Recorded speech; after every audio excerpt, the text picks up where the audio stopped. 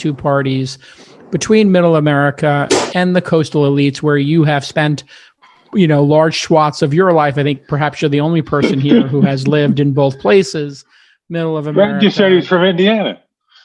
Okay, but you don't count. I trust your judgment on these issues. Well, what do the coasts need to understand about the people who live between the coasts, and what they're trying to express to us, and how can we, as coastal occupants and citizens, do to kind of bridge this gap, other than just moving to Austin and getting the hell out of California, which is devolving, which is what I feel like doing at this point. Well, I have two comments on this. One, having listened to, as much as I can on all the voter conversations, including this call, I'm not 100% sure that these people feel unrepresented. I think a lot of them want to be left alone. And so part of what's being engineered, or what they fear is being engineered, is someone sitting in a city with views that are very different than them, telling them that this is the world they have to live by. And I think the lockdown fit in with that, but a lot of other things too. That the daily podcast I mentioned, there was this guy just saying, what does Nancy Pelosi know about what I want in my day-to-day life? And so there is a notion of being left alone. Brad's story about his mom was like, hey, we're fine here. Like, don't bother me. And so there's a difference between trying to solve a problem for them and being empathetic to their point of view. And I would say, having spent a lot of time in these areas and being a slow talker and sometimes made fun of for that, there's unquestionably a type of social bias against rural Americans in urban cities. There's just no doubt. It's the only joke you're allowed to tell without getting rebuked. In other words, we can make fun of the rednecks, and we can. Oh, absolutely, all day long. All day long, we can do a Bill Gurley impersonation. Or no, they're either idiots or they're moral. Well, I mean, and this is the thing that I don't understand. When I grew up, and I'm curious other people's opinions here, and I'll let anybody who wants to jump in on this. It feels like the lessons I was taught in the 70s and 80s, which were America is strong because we're a melting pot. We take the best of all the cultures and we try to make our own out of it. And that you get to make choices for your life and in your city, town, and state that don't have to be the same as the ones we make in New York.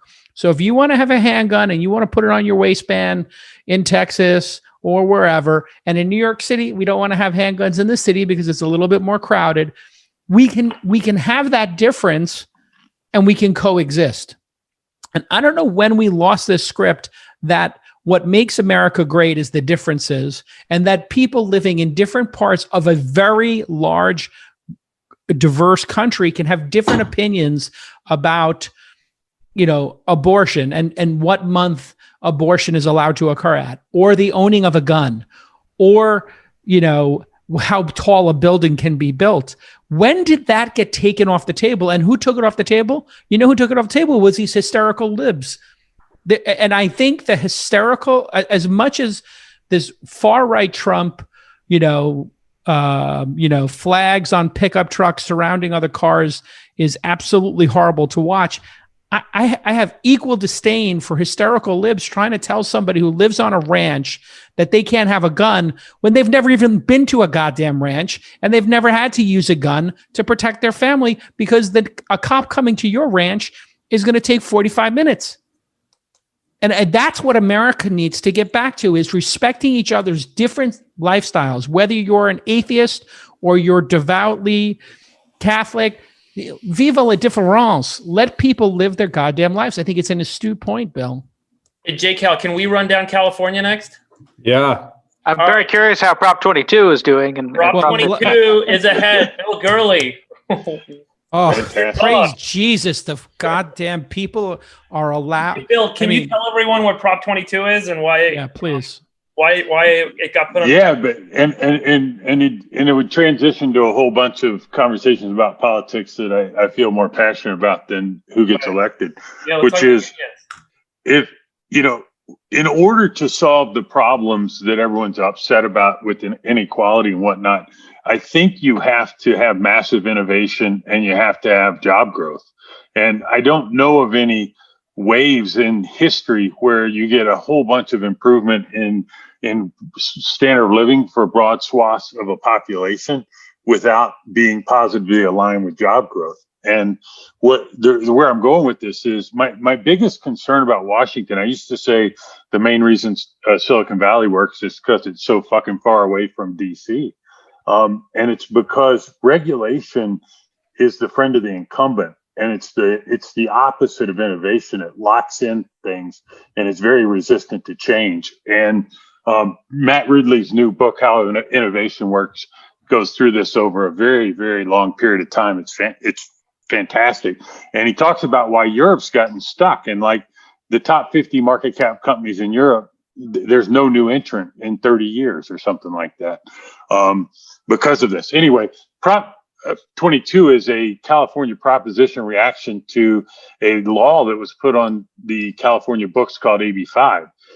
To the best of my knowledge, and this is consistent with the editorial groups at the LA Times, the San Francisco Chronicle, and the San Diego Tribune, is that it was written entirely by a union, the SEIU, who has no representation over drivers or gig workers whatsoever.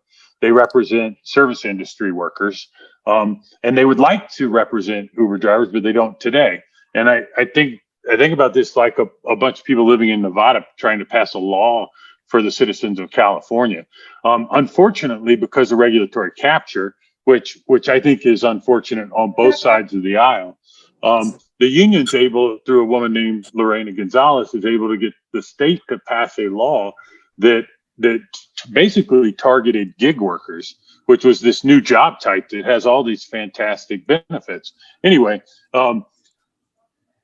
immediately thereafter, there were several industries who were like, oh, we don't want this for us. So them and their unions and constituents started calling on Sacramento with Lorena Gonzalez and carving them out one by one. So by the time AB5 was set to be put in action, there were over 100 industries that have been carved out because it was a stupid law written just to target a single industry, and it was written with political donor dollars. Now, in a moment that I would say is completely outside of my realm of what I expected, all of the editorial boards for all of the major newspapers in California came to the conclusion that this was a bad law, that this was crony capitalism written with donor dollars, and they all got behind Prop 22, which is because we have this ballot initiative in California as a way for the voters to tell Sacramento that they're full of shit. And that looks like what's happening right now. Sorry for the long answer. No, it's a great answer. And what's particularly infuriating about this, and listen, you and I are both, investors in companies impacted by this, is that there's a group of people who've been exempted from this, and the list of people exempted all seem to be just slightly more powerful and slightly better paid. Salespeople, fishermen, psychologists, surgeons, dentists, engineers, architects, lawyers, etc. And if this had passed, or if it still does pass, because we're only at 15 or 20% of people have been counted so far, but it's looking like Prop 22 will pass. Well, in one of the businesses I run, Inside.com, we had to tell all of the freelancers we were hiring who are writers that they would lose their gig work with us because they could only write 5 stories a year or 10 stories a year. And Vox, one of the big publishing companies, which is incredibly left-leaning, as left as it gets, they stopped hiring people in California and they fired and laid off all their California freelance writers. Nick. And what this does to people who are doing gig economy, 70% of them are working part-time. Nick, can you go back to, I need to switch topics. Nick, can you go to Georgia, please, for a second? Little late breaking data. Over 400,000 votes outstanding in Atlanta and the suburbs. How close is Georgia? Let's see how. Oh my God! It's a statistical dead heat if you add back in 400,000 for all Biden. Now I'm just saying that's not where it's going to be, but they won't all be for Biden. Yeah. I mean, Atlanta should go 70% Biden. Oh, sure, it will. Yeah, maybe 75, 80, but I guess he'd have to be 100 to 0 to catch up. If I'm reading that right. Anyone here cynical enough to think that there's some operative in these states holding these on purpose so that they can be the center of importance tomorrow? No, I just think it's almost midnight on the East Coast, and people are tired, and they're going to go home and have a shit shower and a shave and start again tomorh. That's the reason Gurley is so successful. Gurley always knows how to diagnose the individual motivation that drives every system on a macro level, and he can diagnose the shit out of it by just thinking about what one guy's motive is, and then he's figured the whole thing out. And he makes $1 billion over and over. Master of self-interest, Bill Gurley. So true.